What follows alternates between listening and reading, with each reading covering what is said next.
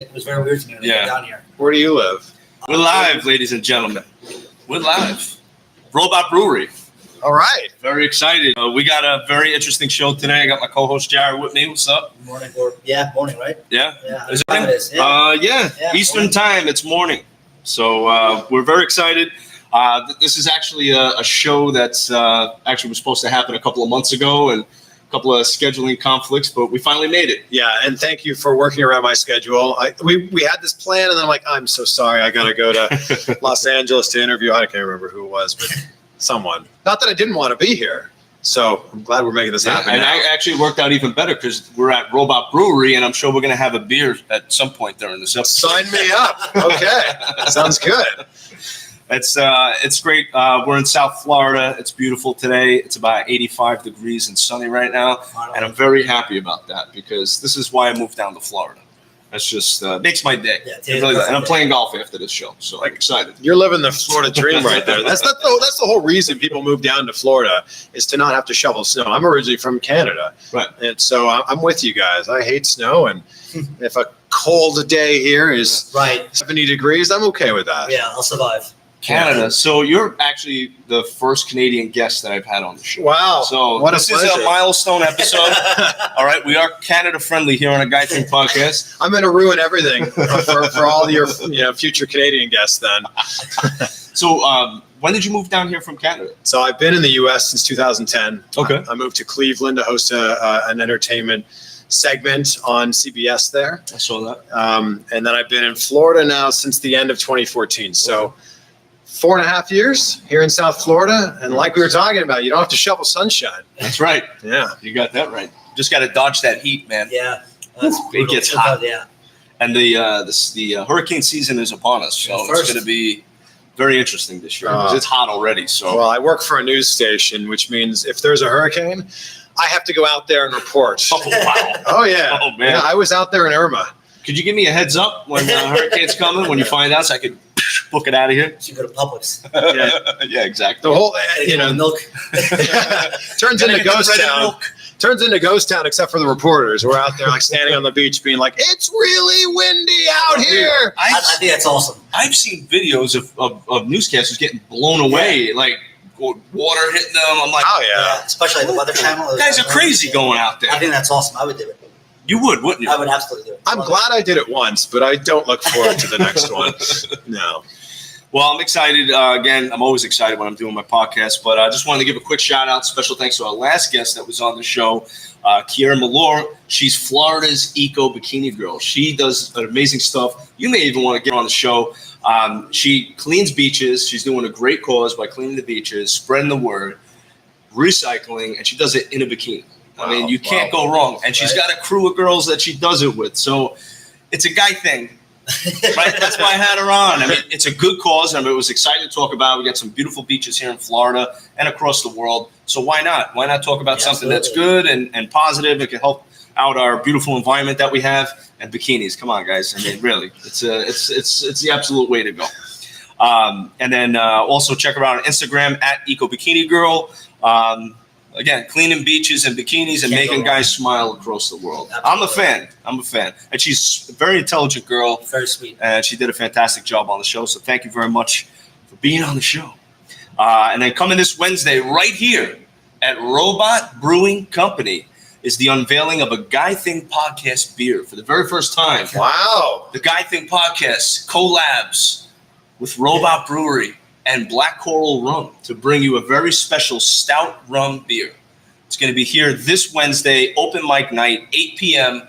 Come on down. We're doing a raffle as well. It's going to be a $100 raffle bar tab, so that's pretty cool. That's awesome. Come here with a date. Come here with the friends. You get a free bar tab. Not a bad deal. Yeah. All you got to do, for $5, for $5, you buy a raffle ticket, and you have the opportunity to get 2 free raffle tickets. All you have to do is subscribe to a Guy Think podcast and give a nice 5-star rating on iTunes. That's 1 free ticket. And your second one, buy the beer. Yeah. Not bad. Can't go wrong. Not a bad little deal. Sure. So excited about that. But this week we're going to discuss the beloved Florida man. Oh, man. Florida man's at it again. This week he's playing basketball naked. He's robs a house with his 11-year-old son, and he slaps his girlfriend in the face with a cheeseburger. Thank you Florida man. Thank you very much. But first, before we get into all that, ladies and gentlemen, please welcome Emmy Award-winning Chris Van Vliet. Thank you guys for having me.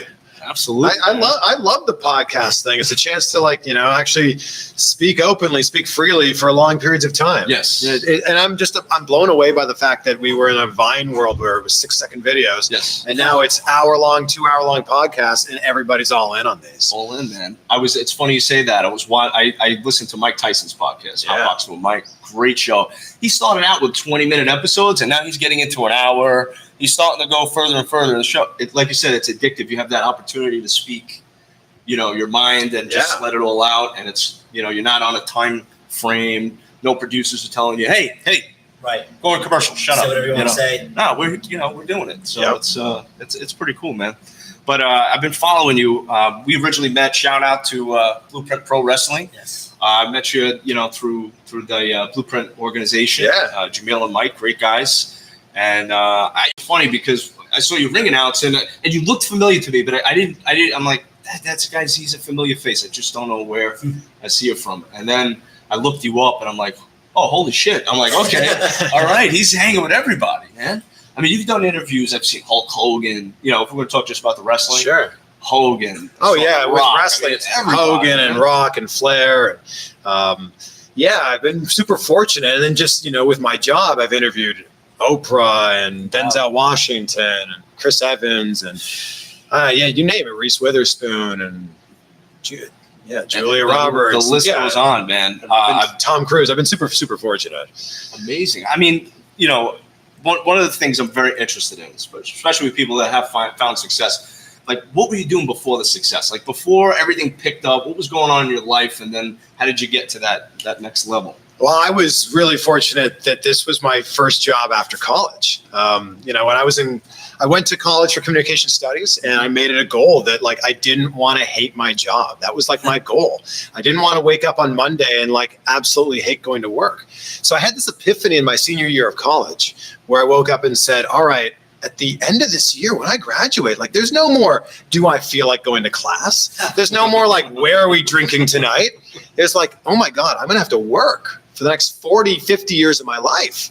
And if I'm going to have to invest that amount of time into something, I want to at least do something that I don't hate. Right. And I mean, if in a best case scenario, I could love it too, that'd be amazing. So I started reaching out to all the radio stations, TV stations in town, told them I'm a communication studies student. I want to just volunteer, see how it's done in the real world. And a radio station said, yeah, you can be on our street team, hand out stickers at events. Great. Another TV station took volunteers. It was community run. So it was running cameras and the tapes and the audio and doing all that kind of stuff. And then this other radio station said, well, we don't take on volunteers. It's kind of an insurance thing. How would you like a job? And I'm like, sure. It only pays $8 an hour. I'm like, that's $8 more than I thought I'd be making. So here I am now. I'm a board operator. That's the guy running the soundboard for a radio station. And that's kind of how it all started. That was all in college. Wow. And then as my senior year was kind of coming to an end, I got an internship, or I really kind of talked my way into an internship that turned into a job on air. And man, I've been so lucky to be able to chase after that dream and do what I really enjoy every single day. And I think that if you can be excited to go to work or excited for your day and then proud of what you've done at the end of your day, that's successful. Yeah. And it's not work. No, I mean, don't get me wrong. There are days when you have to grind, but it's way better than digging ditches. Oh. Not that there's anything wrong with digging ditches. It's just, as long as it's not your own ditch. I'm from in Brooklyn. People dig their own ditches sometimes. No. So it's not a good thing. But that's great, man. So, what was, the first thing that happened to you? The first, oh, wow, this is huge. This could make me go to the next level. Was it an interview? Was it being casted for a role or getting hired as a newscaster? What was that one well, the thing about any career is there's little steps along the way that kind of help you get to where you're at. So the internship I got led into a job, but I wasn't even supposed to get this internship. It's a TV station that was an hour away from my hometown. I was obviously living with my parents that summer. And I reached out to them during spring break and said, I'm going to be in this town next week.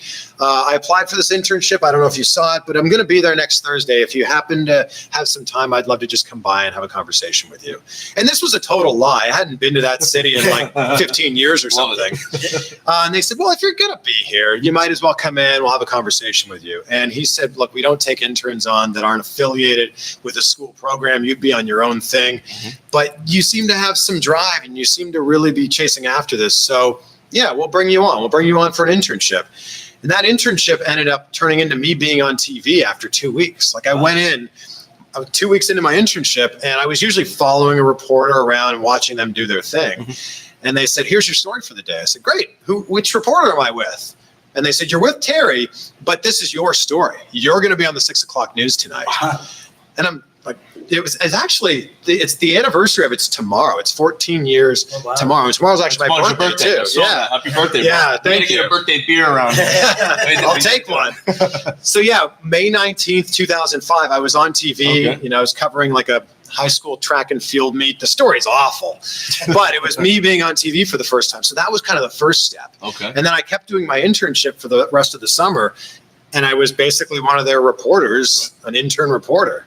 And I went up to my boss's office. I said, thank you so much for this opportunity, but I can't keep doing this. I'm driving an hour each way, 60 miles each way. I'm working at a pet store in the local mall in the fish department, scooping dead fish out, like to pay the bills for my gas so I can do this internship. Wow. I can't keep doing this, but thank you so much for the opportunity. He goes, oh, well, I was actually meaning to talk to you. We love your work, and we don't have a position right now, but I actually just created one.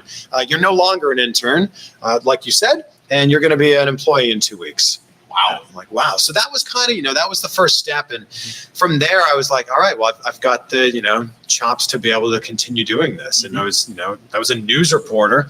From there, I got a job at MTV2 in Vancouver, packed up my car, drove 47 hours from Toronto to Vancouver, started a whole new life there. And that was really the next step. That was a national show. My very first interview there was Chingy. Remember the rapper Chingy? Chingy. And so I went from like interviewing like the local city councilor or like, I don't know, the health inspector to like, spending a day with a rapper. And it was like, that was like next level stuff. I did my first interview there with a wrestler. It was Bobby Lashley. Oh, cool. Wow. 2007. He was the ECW champion at the time. And, kind of realized that was what I wanted to continue doing. And I just loved telling stories. And the way I got that job in Vancouver is very similar. I sent my stuff, didn't hear back from them, and I made up a story that I was going to be there next week. Vancouver's a 5-hour flight from where I live. Wow. And they're like, well, if you're going to be here next week, we'll bring you in. And that's how I got the job. Good for you. I've been able to just kind of keep riding that momentum ever since. That's incredible, man. It really is. I'm so interested in hearing these stories, because there's something with successful people that stand out compared to people that aren't successful. And it really is the drive, the intuition, knowing what you really want out of life and going for it 100%. Yeah. And erasing that no factor in your mind. You're going to get the no's. It's how do you handle those no's? Do you say, oh, and you get down on them? Or you just embrace them and say, oh, I know this is a part of my journey. I'm going to get told no. I'm going to be ignored. But I know I'm going to get the yeses that I want, the success that I want. So I think too many people get in their own way. I think that too many people go, well, I could never do that because, they'll just laugh at me. They'll just say no. Yeah. Well, like the worst thing that could happen is they like don't respond or say no. Right. That's the worst thing. Yeah. The best thing is you get exactly what you're looking for, whether it's that job or that promotion or whatever it is that you're chasing after. And I think people just need to not be afraid to ask. Right. I just made a t-shirt, but it's been a phrase that's defined my life. It's vague goals get vague results. And I think too many people go, I want to grow my YouTube channel, or I want to lose some weight this year. That's not a goal. It's just like that's just a phrase basically. Because if you get one more listener to your podcast or one more viewer on your YouTube channel, or you lose 1 pound, you've achieved your goal. Yes, so congratulations. Yeah, right. I think that you need to, like, for me, I started off the year with 100-something thousand subscribers on YouTube. And I said, by December 31st, I want 200,000 subscribers. So now I have a goal of how many and the actual time frame to do it. Oh, great. And I think that if people want to do that with, like, let's say weight loss, for example, I want to lose 30 pounds by July 1st or whatever it happens to be. Now you're accountable to something. And if you put it out into the world, now you're accountable to all your friends and family too. Very true. And, if you were to give advice to somebody that's trying to grow their network, if they're trying to, maybe like myself doing a podcast, or somebody has a YouTube channel, what's your advice to them to get them to the next level? The biggest thing you got to keep in mind is it's not about you. And YouTube has the word you in it, but it really should be called them too. No one cares why this is going to be valuable to you. All they care about is why it's valuable to them. Right. You have to find a reason for people to want to listen to your podcast, to want to click on your videos, to want to follow you on Instagram or Facebook or whatever. And especially when you're trying to get guests for something like a podcast or a YouTube channel, you've got to position it in a way that is valuable to that person. They're spending their time to do this. Absolutely. And you've got to position it in a way that it's going to be worth their while to spend their time on you. Absolutely. Yeah. I when I have guests on my show, the guests is what helps me grow my show. Yep. The organic growth. People that follow you will see my show and they may take interest in it as well. Yeah. But at the same time, I like to treat my guests like royalty, like it's all about you on the show, and your story. And I find these stories interesting. And I know there are people out there, my listeners, they find these stories interesting too. So success stories are great. It's motivational. Yeah. My goal is if there's somebody that's watching the podcast and they're maybe down on their luck right now, they could hear an uplifting story that helps them get up and try again, So that's really the big goal for me. Well, we live in a world now where you can create your own opportunities. And this didn't exist even 10 years ago. The internet's completely changed things. Yeah. And if there's somebody out there that's doing something that you want to do, there's no reason that you can't do it too. If you want to video record yourself doing number 2, you could. You could do that. I'm sure there is. If you loved peanut butter, you could become like the peanut butter guy.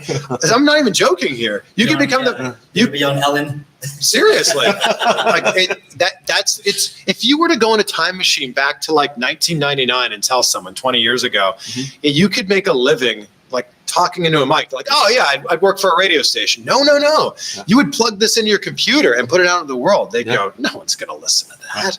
And look at the world we're living in now. It's amazing. Yeah. We were talking earlier before we recorded, and we were talking about Anchor and stuff like that, podcast platforms. Spotify is actually right now in a deal where they're going to purchase Anchor. Oh, wow. Spent $1 billion. Wow. For the acquisition. So Spotify is leaning into the direction of Netflix for podcasts, Spotify original series, things like that. So it's definitely a good platform to be on. Yeah. Oh, wow. Podcasts. Yeah. I did not know that. Yeah, okay. Yeah, that's pretty cool. One of our listeners, Alex, says, great guest. I follow him all the time. Hey, Alex. All right. Yeah, very cool. Thank you. So just have a question for you. Like you said your first interview was with Chingy. Like you were extremely nervous. Like I don't know what to say to him, or like how did that go for you? Like were you confident? Like I could do this. This is easy for me, or like. I went into it going like, this is different from anything I've done before. And I knew how much was riding on it. I was like 3 days into my job and they were like, all right, you're going to spend a day with Chingy, I've now been doing this for 14 years since then. And I haven't spent a day with any of these people. So I just went into it like, how's this all going to work? I wasn't nervous. Like I felt like I belonged there. Like I felt like I had earned this, but I just, I didn't know how it was going to go. I had really no frame of reference. What to expect? Every other interview I had done was like with someone who was like in the news business. They're often talking about bad things. Here's someone who's trying to promote something. Right. Yeah. I don't really get nervous for interviews, except knowing like what could become of the interview. Like I get nervous a little bit before the Rock interviews. Like I've interviewed him now 9 times. Oh wow! And every time I'm about to interview the Rock, I just get nervous because I'm like, I know this interview could be big. Like I know that he could say something really interesting here and that could be, really good. And I just get nervous for how it's going to go. I'm not nervous to like chat with him or anything. I'm just nervous for what the outcome could be. That's why he flipped you off. Yeah, that was so funny. What happened with that?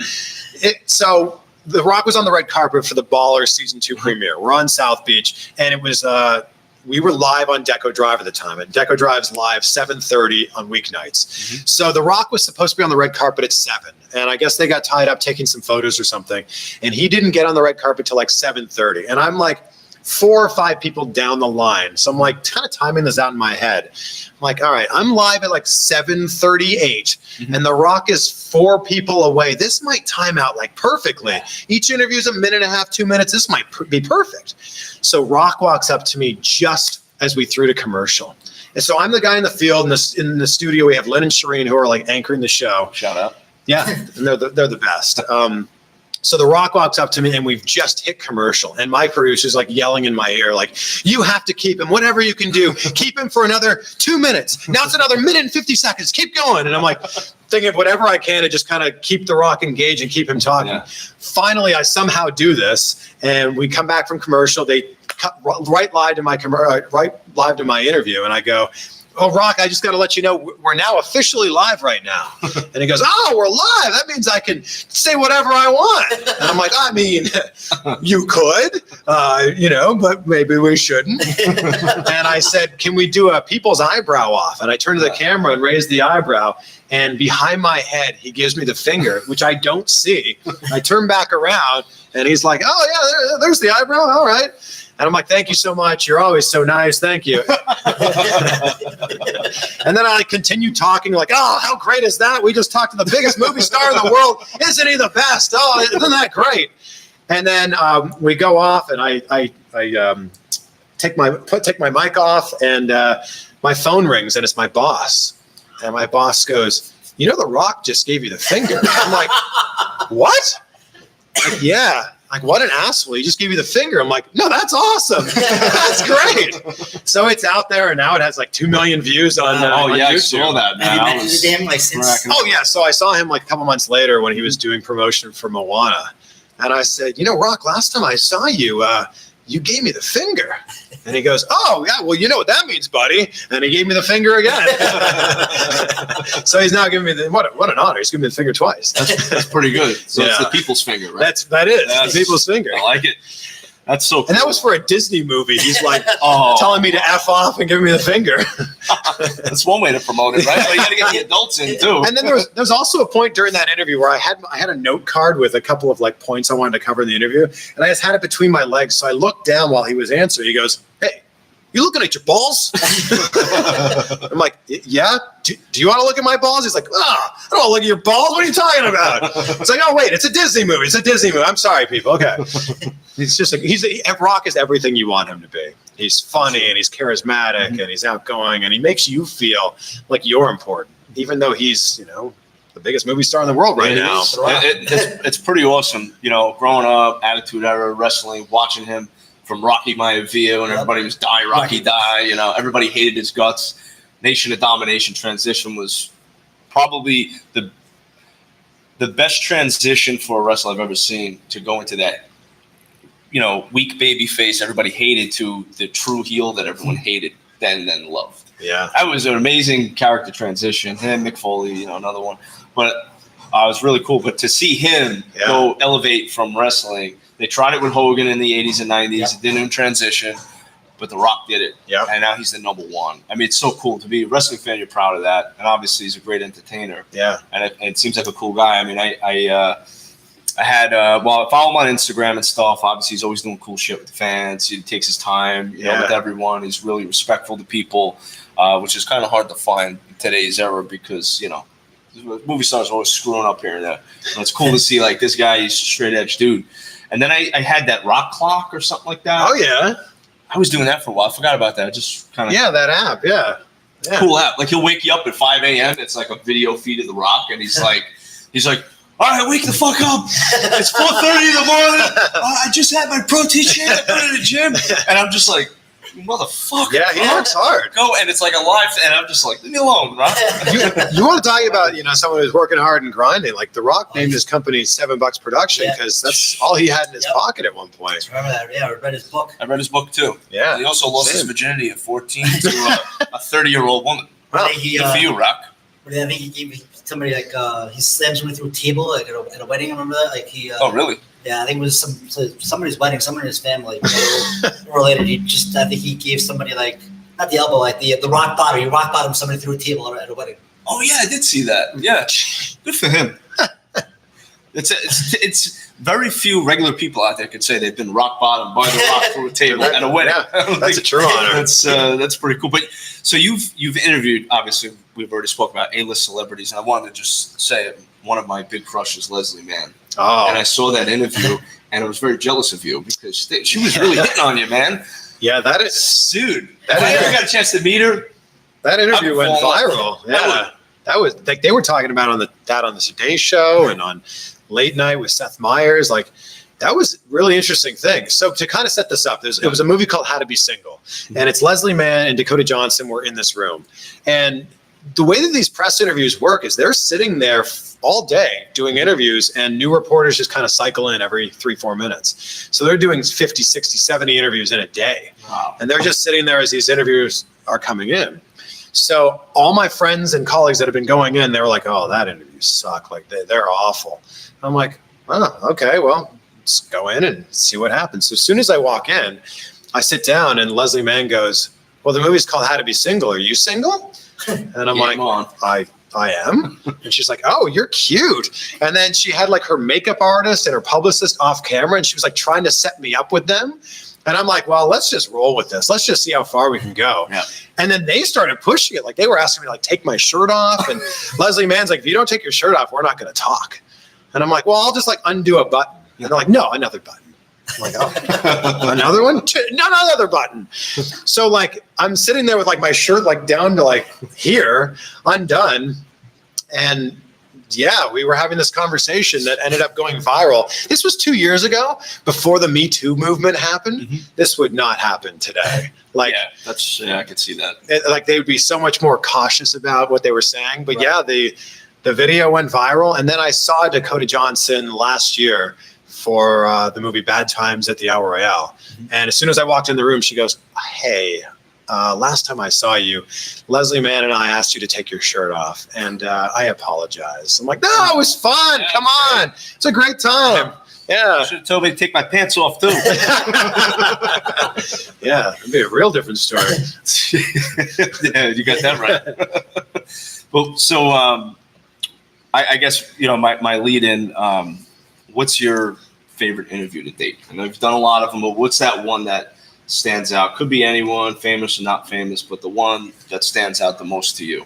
The Rock was at the top of my list for the longest time. Just being a wrestling fan.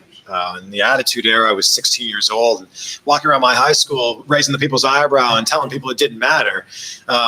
So The Rock was always at the top of my list of someone I just wanted to meet. And then, once I got into this, like someone I wanted to interview. Mm-hmm. And a lot of my colleagues were getting him when he was promoting like G.I. Joe or when he was promoting Fast and Furious 5. And I just wasn't getting invited to do those. And I'm like, I guess I'll probably never get him. Yeah. And then Raw was coming to Cleveland, where I was living at the time.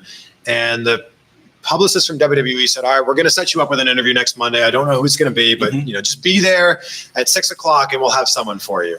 And the day before, they called me up and said, all right, you ready for this? I'm like, yeah. They're like, all right, if we could give you any interview out of anybody, who would you want it to be? And I'm like, hold on. Are you telling me I got The Rock? Like, yep, you got The Rock. And it was right before he was promoting his match with Cena at WrestleMania 28. It's huge. Yeah, so I'm like, not only did I get The Rock, but I got him in kind of like an unconstrained like time format, talking about wrestling too. Yeah, it was amazing. And like I said, Rock's everything you'd want him to be. So after I got Rock, I was like, the next person who I think is really just crushing it, like the last true remaining movie star is Tom Cruise. Mm-hmm. And I got Tom Cruise last year on the red carpet in Paris in the shadow of the Eiffel Tower. Wow. Whoa. Yeah, like it doesn't get any better than that. And once again, just like The Rock, he's amazing. He's everything you'd want him to be. Awesome, man. Super engaging and fun and makes you feel special. That's a real, that's a celebrity quality right there. Absolutely. Yeah, because it's also, I guess, your personality too, who you are as a person, because you could be an excellent entertainer, but you could also be a really quiet person too. There's like that switch. Yeah, but if you're an actor though, I feel like you should be able to act like you like people. You know? Like before the WrestleManias, they have like these wrestler conventions. And yeah. And so I met a bunch of the guys like growing up in the 80s, and there's complete dicks. A lot of them are. Complete dicks. Yeah. But like Hockey Tonk Man, like that guy was awesome. Like he sat and he talked to us like a half an hour, like. But like I said something like to Paul Orndorff, like, I watched the match with like you and Hogan on Saturday Night's Main Event at the Blue Steel Cage. Like you dropped first, you beat Hogan in that match. You should have won that match. It was like, what could you do? Yeah, but also you mentioned Hogan's name, and they have so much beef from the Tampa days before they were even. Remember that? No, I didn't know that. Yeah, so I read Hogan's book and stuff, and he talked about they had a beef between Orndorff and Hogan. they were basically from rival towns in Tampa. So when he just got into the business, it was all territory and stuff. And when him and Orndorff would go head to head on the indie scene, they would actually shoot each other.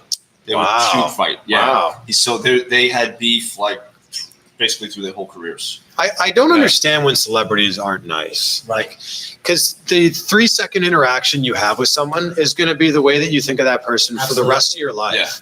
And I get that like celebrities have a lot of attention on them, but just to smile or say hi to someone or take a selfie with them is something that they're going to remember for the rest of their life. Like Mean Gene I met at the same convention. He was hilarious. The nicest guy in the world. Yeah. He was so funny. And Hillbilly Jim was another guy, like super funny. I bet he talked though. He's probably still talking. Yeah, he is. He is. He can talk. I think he got lost. Like, so he showed up like an hour late because he got lost and he lost his cell phone or he left it in his hotel or something. And, who knows? The best are the people who realize that they're in that position because of those fans, you know, and they wouldn't be there without them. That's true. Let me ask you this. So you've interviewed all these people. Who's next on your list that you want to interview that you haven't interviewed yet? I mean, the top of that list now, so we checked off The Rock, we checked off Tom Cruise, and next on the list now is Vince. And I mean, I don't think it's going to happen, but well, I probably shouldn't say that. So it will happen. We're going to will that out there. There's no chance in hell? No chance. I just don't think he does a lot of interviews. Mm-hmm. So that's the person. Like, I mean, my interviews are 30, 40 minutes, kind of unconstrained. So it'd be great to just be able to sit down and ask him whatever I want. Yeah. I don't know that it's going to happen because he doesn't do a lot of interviews, but putting that out there.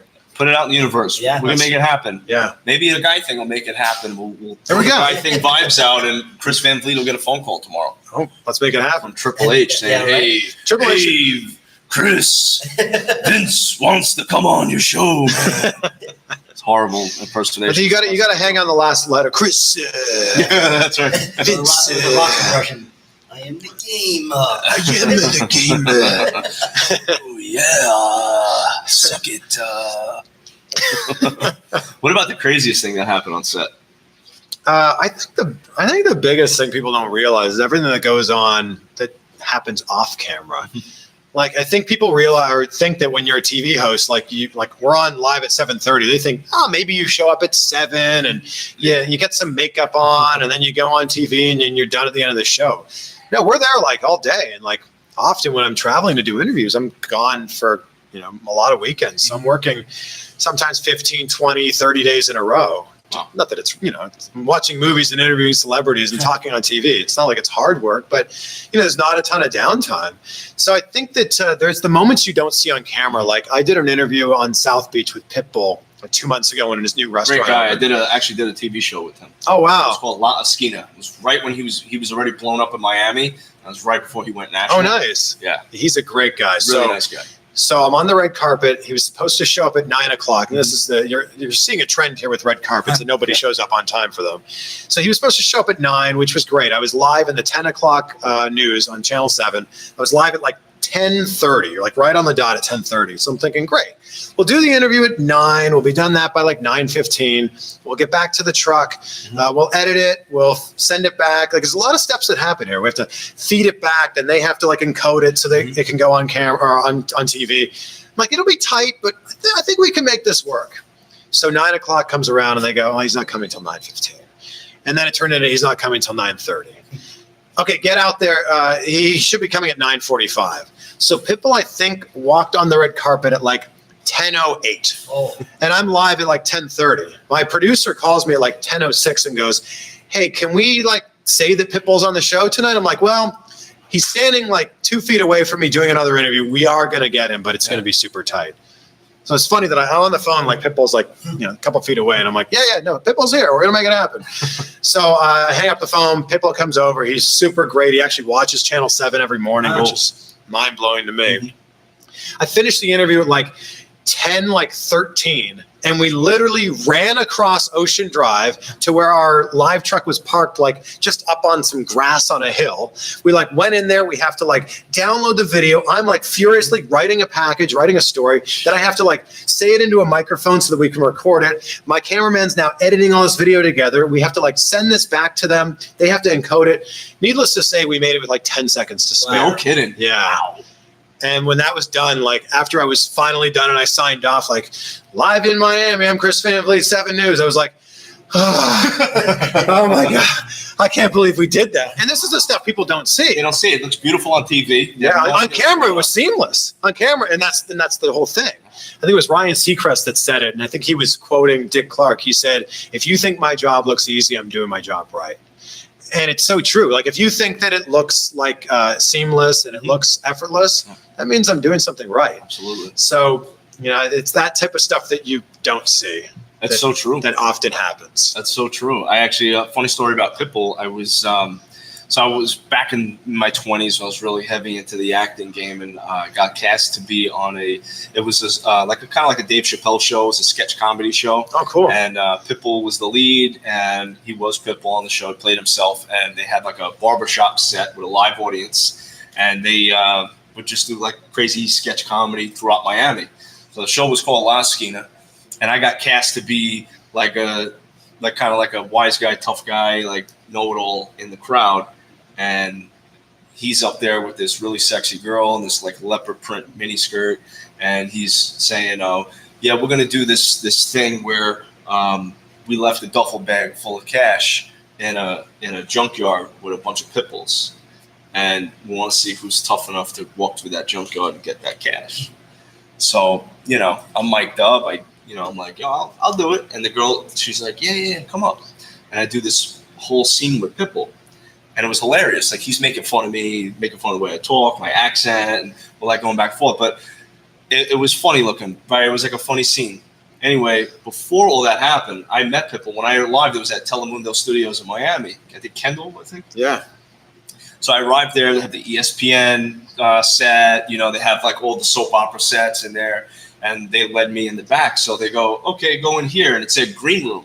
So I'm like, "Oh, cool. I get to go in the green room." I walk in. It's Pitbull and all his boys hanging out. Wow. And it was the first time I ever met Pitbull. And he goes, "Hey, man, what's up?" I was like, "Hey, I'm doing a show with you today." He's like, yeah, of course, man. Come on in. What can I get you to drink? What? I was like, "What?" He goes, "You want anything? I got, we got a bunch of drinks here. Take whatever you want." And then there was boxes of clothes.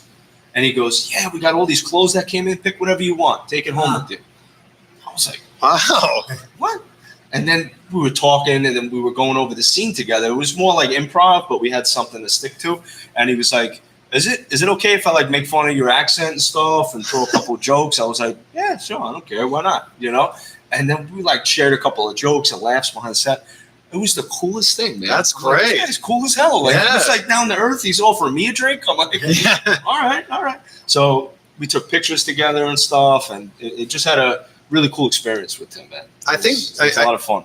He's one of those guys that's super kind, super nice. When he did walk up to me on that red carpet, I'd never met him before. We'd done a lot of stories about him, and he gave me a big hug, and he goes, "I watch you every morning. I'm really proud of everything you're doing." I'm like, so cool. Okay, wow. Thank you. Because, you kind of, when you do television, you kind of operate within a bubble. Kind of like what we're doing here. Like, you don't realize there's other people on the other side of things that are consuming this. When we're in our studio, it's like me and my co-host, and then there's like one camera guy running like all the robotic cameras, and then one floor director telling us which camera to look at, and that's it. And you don't realize that like it's 4 of you in this giant room, and there's, thousands of people watching it. Yeah. Or in our case, maybe dozens of people. No, I'm just joking. And thousands of people watching our TV show. Yeah, something like that. That's pretty incredible, man. So what's next for you? I'm just, back to that thing about like being happy every day. Continuing to push and to drive, and my YouTube channel is growing a lot, and I'm really happy about that. You're blowing up, man. I've seen it. Actually, I followed you when you were at the 100,000 mark. And now you've just exploded, man. Yeah. It's huge. And thank you. And the crazy thing about the world we live in is like, this is so hyper niche. Like interviewing wrestlers appeals to like a very small portion of the demographic. But this is, it's the world we live in where that small portion has a big voice too. So I'm going to continue doing that type of stuff and just, continue being like just pumped about everything I'm doing. Good for you, man. I'm wishing you the best of luck. Keep doing what you're doing. Yeah, thank you. And you too. Congrats to you guys on this. Thanks, man. Yeah, it's not everyone thinks they can do a podcast, but most people kind of give up after like 2 episodes. Yeah, it's a lot of work behind the scenes. I actually have. Of course, it is. I'll give a quick shout out to Raw and Uncut podcast. He's up and coming. He's got a cool show. It's like kind of like a guy talk show too. He's out in Sacramento area. And he had reached out to me, and we were just talking about the behind the scenes stuff. How to get guests and what do you do, and it's cool. Like I'm starting to get people to reach out to me asking me for advice. Yeah, I mean I'm like. In the grand, huge ocean that we're in right now, probably plankton. But it's cool that people are reaching out, asking me, hey, how do you do this? What equipment do you use? What do you recommend? So it's cool to see that my work's starting to go noticed too. Yeah. But it's all about like helping people. Like I'm not afraid to share the things that I do. Yeah.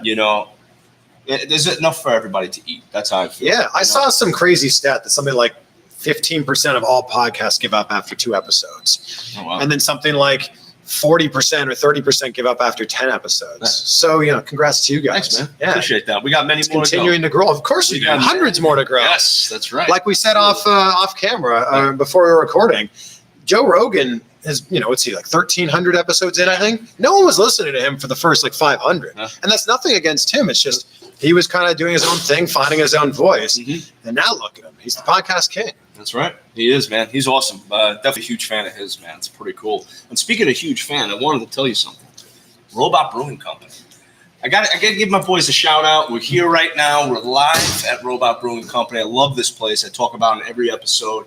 They're one of our sponsors on the show. But one of the cool things that Robot does is they do a homebrew class. The third Sunday of every month at 12 o'clock in the afternoon, they will make you brew your own beer. You're a part of that process. That's cool. They give you 2 beers while you're there.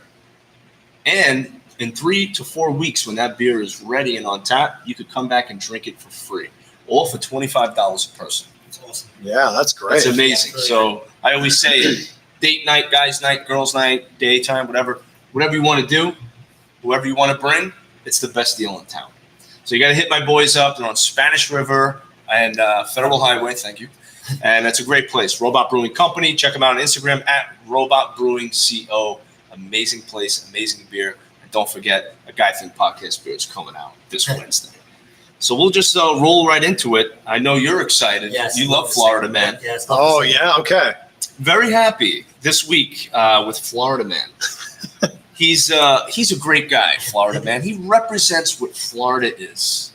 It's a bunch of shady people in a sunny place. I love that phrase. Isn't it great? It's so accurate, too. It really is. And Florida Man sums it up. This is a crazy state. I'm originally from Brooklyn. A lot of crazy shit happened in Brooklyn. I had no idea what I was getting into when I moved to Florida. It is the goddamn Wild West down there. Yep. It is. I honestly feel like it's blowing up like last 5 years or so. Florida Man's and Florida Woman's up and coming too, so we'll talk about that too. But this week, Florida Man plays basketball naked, tells cops it increases his skills. Well, I mean, sure. Cross-eyed man, Jordan Glenn Anderson, 29, was arrested for indecent exposure. In my opinion, it would have been a felony charge, but his junk wasn't big enough, so it's only a misdemeanor. And it took place in Candyland Park in Seminole County. That's another head shaker. Candyland Park. Wow. What kind of man goes to Candyland Park naked? That's good. Not nice. It's got to be in Central Florida. I'm sure. Yeah. I don't know, man. Playing basketball. I'm not good at basketball, period. Yeah, I don't think taking my clothes off is going to help. I'm vertically challenged there. It's not going to happen. I don't know, man. Naked on a bed. I don't know I'd just love to know what goes through your head to play basketball naked. He's cross-eyed, by the way. I saw the mugshot. At Candyland. The one eye was going this way, and the other eye was looking over there. So I don't know. Cross-eyed, naked, and trying to play basketball in Candyland. In Candyland. That's scary. Those are the type of stories where you don't even have to see where the person's from. You're like, yeah, that's a Florida Man story. Yeah. I literally go on Google. I never run out of material. Never. I'm on Google. I type in Florida Man. Yep. Go hit click news, and you just see him pop up. Yep. So credit to you, my friend. I hope you're not naked in jail, because you'll find out that's not a good idea in a hard way. Yeah, not good. And our next victim is Florida man brings his son to work day, robs house instead. What? So is his job to rob houses? I guess so. So Okay. apparently what happened was the last Thursday of April Right. every year is take your kid to work day. He was 2 weeks late. So he decided to take his kid on a job. And that job was robbing a house in St. Petersburg, Florida. 1-year-old kid. So this is Dad of the Year, Joseph Allen McIntosh, broke into a St. Petersburg home and brought his 11-year-old son with him. He faces 6 other drug possession charges along with child abuse. That sounds like a real winner. Yeah, and his arrest record lists him as homeless, but now our tax dollars have to pay for this scumbag's 3 squares a day. Thank you very much. I don't know what goes through a parent's mind. I got a great idea. I'm going to take my kid on a job. Rob a house. To rob a house. Teach him the business. That's right. Yeah. Show him the ropes young, right? Passing it down. Passing down the family business. I don't know, like, what goes through your mind, like, when you get busted by the cops and now you have to explain this situation with the kid? Like, I don't know. It's mind-boggling to me. It was like his idea. God, he just told me like, I don't know what happened. Like, my kid jumped through somebody's window and I went in after him, and I accidentally picked up like all of their belongings on the way out. Like, I wonder if the kid has a record now. Seriously, like, is the kid in juvie? You know, I think he's going to get away with it. Okay, I hope so. At least for his sake. So too. Yeah, because we have Florida man. We don't want Florida boy. We don't. Yeah, It's just, that's Florida kid. Florida kid at it again. Unbelievable. And then we got Florida man slaps girlfriend in the face with a cheeseburger. It's awesome. Oh, I got a question though. Just my opinion. Did he wake her up first and say, "Hey, hon, do you want fries with that? Fries with what? Slap." Did he do that, or did he just slap her? Did he make the burger himself? Did he go to like McDonald's and like buy a cheeseburger? Yeah, because that could be a good product placement for if was it Burger King? Was it McDonald's? Yeah. Was it Wendy's? Right. So was it flame broiled? I want to know. Right. Was it, Right. This would be Checkers. Yeah, I feel It like could be. Yeah, Yeah, we got to find out the toxology report. If she had diarrhea after, it would definitely been Checkers for sure. Was this like in the parking lot of a Checkers? Like they were having a fight? And he's like, "Yeah, take that." Did he say where it was? The notes here. I wrote upstanding citizen Kyle Jamison Jones, 30, woke his girlfriend up out of bed by slapping her in the face with a cheeseburger. He then dragged her out of bed, kicked her down the stairs, and he is now arrested and charged for assault in Martin County. Oh, not bad. I want to be friends with that guy. Yeah. From a woman's perspective, off camera, Gene, what would you do if you were suddenly woken up out of bed, slapped in the face with you, and dragged and kicked down the steps, and maybe told, "Go to work, woman"? It would never happen because that man would never be in the same bed as me. Okay, I I would have appreciate had a red that. flag coming a long There would have time been a red before. For sure. I'm sure it's for a hot dog than a hamburger. Ooh, I like that. All right. Hot dog instead. I mean, seriously. Yeah, if you wake a girl up with a hot dog, I think it'll be a happy ending. Just saying. Yeah. Unbelievable, man. But that's Florida, so That is Florida. A sunny place for shady people. it truly is, man. Yeah. When I first moved down here, I was like maybe a week in, and I went out for dinner, and I was sitting at the bar, and the bartender's like, "Oh, well, how do you like it?" I'm like, "Oh, it's amazing. Love this weather." It was January when I moved here. So like, I'm like, all my friends back home are dealing with snow. It's awful. And the guy's like, "Yeah, no, it's cool for like the first 6 months or so." And then you kind of start to see what Florida's all about. I'm like, what are you talking about? No, this place is great. And it's so true. Mm-hmm. You guys have lived here a while. What is it? Why is Florida so weird? I think, I always say that it's the rejects from other states that come here for a fresh start. That is true. True. It Very really true. is. Yeah. Not that I'm saying I'm a reject, but I really do. I think Florida is a very enticing place. It's sunny. It's beautiful. There's so much to do down here. And I just think that people get into a lot of shit where they're from in cold places. And they're like, you know what? I'm going to get a fresh start. I'm starting anew in a beautiful state like Florida. And then they end up doing the same shit Yeah, I've been doing up in those other states. Yep. So I think that's what it is. that's probably pretty accurate. Yeah, That's my yeah. hypothesis on that. Makes sense. But it's weird. There's other warm states that don't have the weirdness, like Arizona and California don't have quite the weirdness. Very true. Very true. Yeah. Well, Arizona, no beaches. That's true. So that's Yeah. could be a takeaway. Yeah, And that's true. California, I think, is pretty crazy in their own right. Can you know? be. Yeah. But actually, I want to. That's my next vacay. I'm heading to Texas, doing Oh, nice. a little getaway. Also, a podcast. Of course, got to throw that in there. Of course. But I think California might be the next. I'd like to do one like in Napa Valley, like at the winery or something. I was like that. just there. Oh yeah. Yeah, I was just there interviewing Tina Fey and Amy Poehler for their Netflix movie Wine Country. Wine Country. Yeah, I saw that flip on Netflix. Yeah. I was curious. Should I watch it? Should I not? Is it a chick flick? I don't know. But it looked pretty funny. It's okay. It's okay.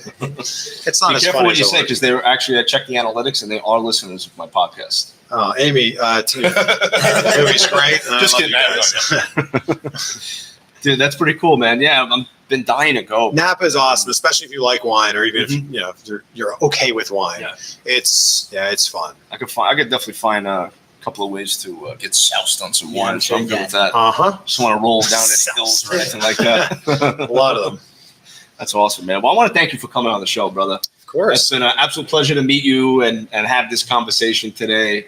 And I hope my listeners got something really cool out of it, inspiration, and talking about success and making it to that next level, man. So thank you so much for sharing your stories and being a part of this, man. Well, thank you for having me on and making this happen, and continued success to you guys. And I wish you all the best. And I'll be hitting you up for some podcast advice as my YouTube videos will start to transition also into audio versions of themselves. I'd be happy to help you, man. Thank you. Yeah, absolutely. And one more time for our listener, how can our listeners, let's get some new subscribers. Let's get that 200,000 Let's mark. do it. How can our listeners find Chris Van Vliet? It's my name, VanVliet, Chris Van Vliet, on Instagram and Twitter and Facebook and also on YouTube. And if you're a wrestling fan, maybe you've seen one of my interviews out there. And if you have watched any of my interviews, next time you come across one of them, I would just love it if you dropped a subscribe. And we're on the road to 1 million. 200,000 is the next goal, and then 1 million after that. Awesome. So, yeah, I'd appreciate it if you'd subscribe. And if you see me, say what's up. Do it, guys.